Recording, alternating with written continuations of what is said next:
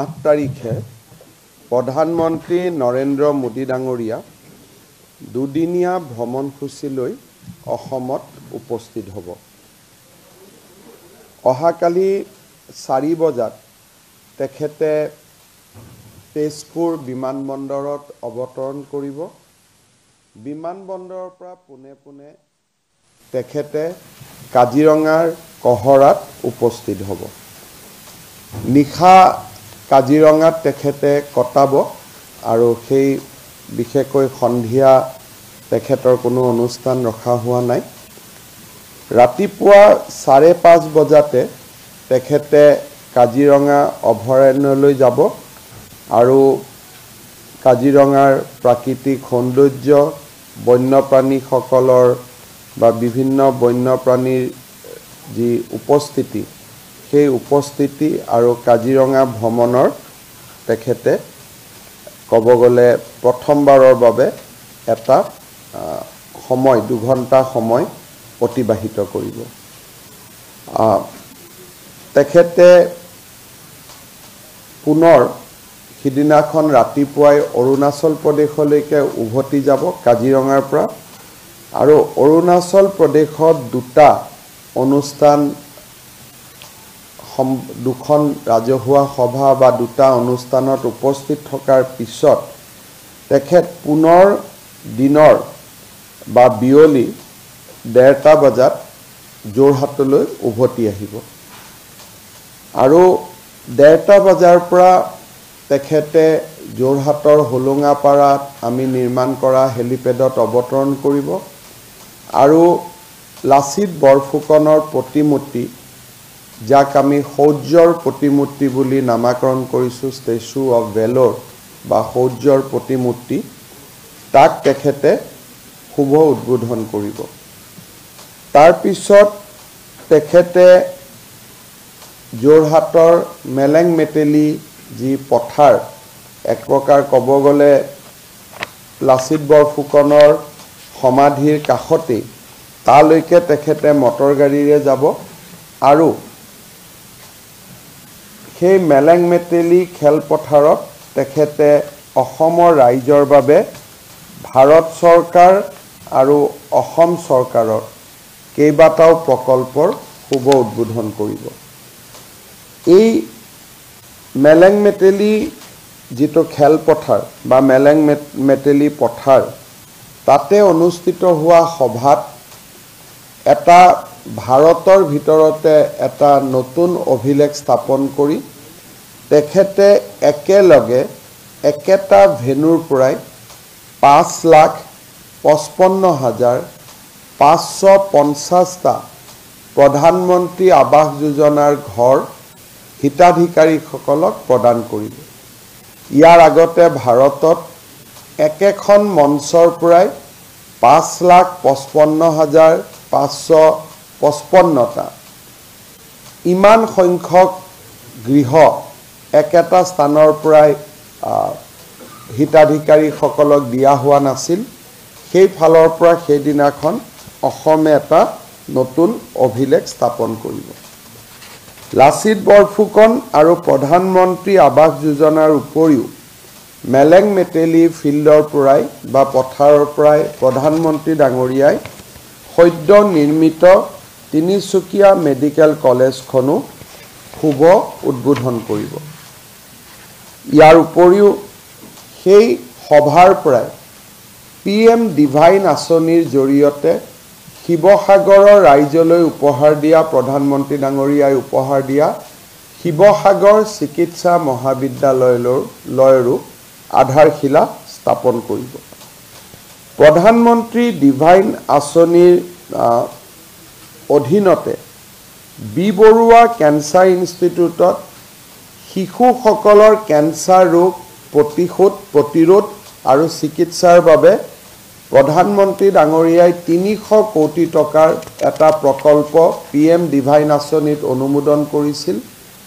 সেই প্ৰকল্পটো যোৰহাটৰ পৰা তেখেতে শুভ উদ্বোধন কৰিব। অৰ্থাৎ PM ডিভাইন আঁচনিৰ অধীনত 800 কোটি টকাৰ 2টা গুৰুত্বপূৰ্ণ প্ৰকল্প প্ৰধানমন্ত্ৰী ডাঙৰীয়াই মেলেং মেটেলি পথাৰৰ পৰাই শুভ উদ্বোধন কৰিব বা আধাৰশিলা স্থাপন কৰিব। অসমৰ যি দুটা খুব ইম্পৰ্টেণ্ট ৰিফাইনেৰী আছে, ডিগবৈ ৰিফাইনেৰী আৰু গুৱাহাটী ৰিফাইনেৰী। বহু সময়ত ডিগবৈ ৰিফাইনেৰীৰ ভৱিষ্যতক লৈ বিভিন্ন সময়ত বৌদ্ধিক মহলত বা অভিজ্ঞ মহলত চৰ্চা হৈছিলে আৰু কিছু কিছু বাতৰি কাকতে ডিগবৈ শোধনাগাৰৰ ভৱিষ্যত সম্পৰ্কেও বিভিন্ন প্ৰশ্নৰো অৱতাৰণা কৰিছিলে। সেই সকলো জল্পনা কল্পনাৰ ওৰ পেলাই ডিগবৈ ৰিফাইনেৰীৰ শোধন ক্ষমতা 0.65 মিলিয়ন মেট্ৰিক টনৰ পৰা প্ৰধানমন্ত্ৰী ডাঙৰীয়াই 1 মিলিয়ন মেট্ৰিক টনলৈ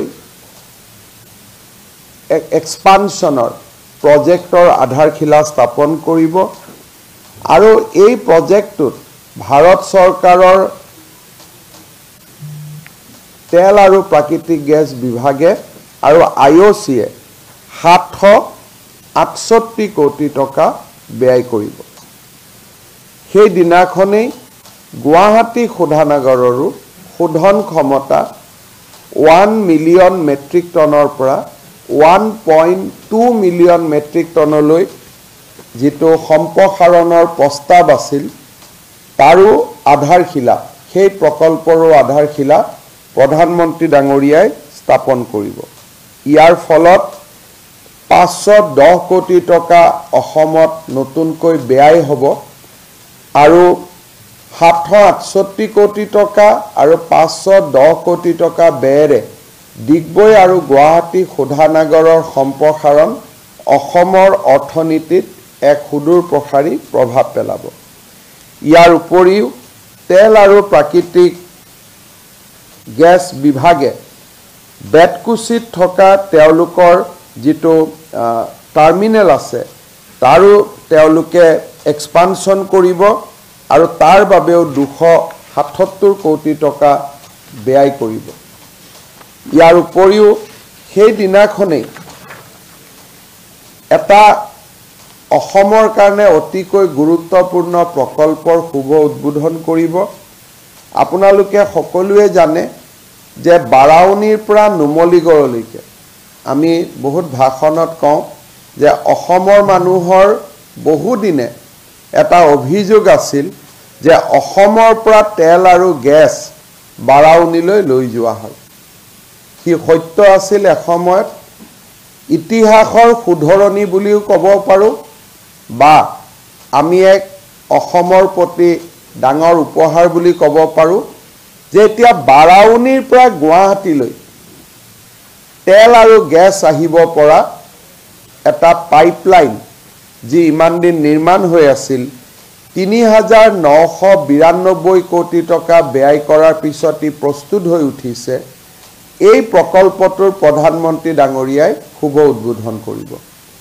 ছেকেণ্ড ফেজত ই গুৱাহাটীৰ পৰা নুমলীগড়লৈকে যাব। বৰ্তমান বাৰাউনীৰ পৰা গুৱাহাটীলৈ গেছ পৰিবহণ কৰা এই পাইপলাইনডাল 3,992 কোটি টকাৰে নিৰ্মাণ কৰাৰ পিছত প্ৰধানমন্ত্ৰী ডাঙৰীয়াই তাৰ শুভ উদ্বোধন কৰিব। ইয়াৰ উপৰিও বঙাইগাঁও আৰু গুৱাহাটী ৰিফাইনেৰী খাৰুৱা তেলৰ পৰিমাণ বৃদ্ধি কৰাৰ বাবে, যিহেতু মই এক্সপানশ্যনৰ কথা ক'লোঁ যে 1ৰ পৰা 1.2 মিলিয়ন মেট্ৰিক টন হ'ব, বাৰাউনীৰ পৰা গুৱাহাটীলৈকে তেল আগতে উল্লেখ কৰা মতে গুৱাহাটীৰ পৰা বাৰাউনীলৈকে তেল গৈছিল। এতিয়া বাৰাউনীৰ পৰা গুৱাহাটীলৈ তেল ঠেলি পঠিয়াবৰ বাবে এটা পাম্পিং ষ্টেচন অইল ইণ্ডিয়া লিমিটেডে 572 কোটি টকা দি নিৰ্মাণ কৰিছে, তাৰো শুভ উদ্বোধন হ'ব। অৰ্থাৎ এতিয়া খাৰুৱা তেলৰ উভতনি সোঁত অসমলৈ আৰম্ভ হ'ব। ইয়াৰ উপৰিও দুলিয়াজানৰ পৰা ডিগবৈ ৰিফাইনেৰীলৈকে এক্সপানশ্যনৰ পিছত খাৰুৱা তেল যাতে পঠাব পাৰে, অইল ইণ্ডিয়া লিমিটেডে আন এটা স্পাৰ লাইন পাম্পিং ষ্টেচন তেখেতসকলে নিৰ্মাণ কৰিছিল 51 কোটি টকাৰে তাৰো শুভ উদ্বোধন হ'ব ভাৰতীয় ৰেলৱে দুটা ডাঙৰ প্ৰকল্প ইতিমধ্যে সমাপন কৰিছে 1328 কোটি টকাৰে তাকো ৰাষ্ট্ৰৰ বাবে প্ৰধানমন্ত্ৰী ডাঙৰীয়াই উৎসৰ্গিত কৰিব এটা হৈছে ধূপধৰাৰ পৰা ছয়গাঁৱলৈকে ৰেল লাইন ডাবুলীকৰণ অৰ্থাৎ দ্বৈত ৰেলপথ নিৰ্মাণৰ 176 কিলোমিটাৰ ভাৰতীয় ৰেলৱে ইতিমধ্যে সমাপ্ত কৰিছে দ্ৰুতগতিত দ্বৈত ৰেলৱেকৰণৰ কাম আগবাঢ়িছে আৰু সেই 807 কোটি টকা ব্যয়েৰে নিৰ্মাণ কৰা 34 কিলোমিটাৰ ৰেল লাইনো প্ৰধানমন্ত্ৰী ডাঙৰীয়াই শুভ উদ্বোধন কৰিব নিউ বঙাইগাঁৱৰ পৰা হৰভোগ ষ্টেচনলৈকেও সেই ধৰণে ডাবলিং প্ৰজেক্টৰ 36 কিলোমিটাৰ ৰেল লাইন প্ৰধানমন্ত্ৰী ডাঙৰীয়াই শুভ উদ্বোধন কৰিব ইয়াৰ বাবেও ভাৰতীয় ৰেলৱে 521 কোটি টকা ব্যয় কৰিছে আমি যদি গোটেইখিনি চাবলৈ যাওঁ প্ৰধানমন্ত্ৰী নৰেন্দ্ৰ মোদী ডাঙৰীয়াই প্ৰায় 18,000 কোটি টকাৰ প্ৰকল্প শুভ উদ্বোধন অথবা আধাৰশিলা স্থাপন কৰিব এই গোটেই প্ৰকল্পটো এটা কাৰণে গোটেই মেলেং মেটেলিৰ খেলপথাৰখন এটা ঐতিহাসিক ঘটনাৰ সাক্ষী হ'ব যে যেতিয়া বাৰাউনীত ৰিফাইনেৰী পতা হৈছিল সমগ্ৰ অসমতে এক ব্যাপক আন্দোলনৰ সৃষ্টি হৈছিল যে অসমৰ তেল লৈ গৈ বাৰাউনীত শোধন কৰা হ'ব গ্যাস লৈ গৈ আন ৰাজ্যত প্ৰসেস কৰা হ'ব আমি সেই ইতিহাসক সলনি হোৱাৰ এক সোণালী ক্ষণ সিদিনাখন মেলেং মেটেলি খেলপথাৰত বা মেলেং মেটেলি পথাৰত আমি দেখিবলৈ পাম দ্বৈত ৰেলপথ অসমৰ ৰাইজৰ বহুদিনীয় দাবী আছিল সেই দাবীও আজি পূৰণ হোৱা আমি দেখা পাইছো আৰু আমাৰ প্ৰজন্মই এনে শুভ পৰিক্ৰমা দেখাৰ সৌভাগ্য হৈছে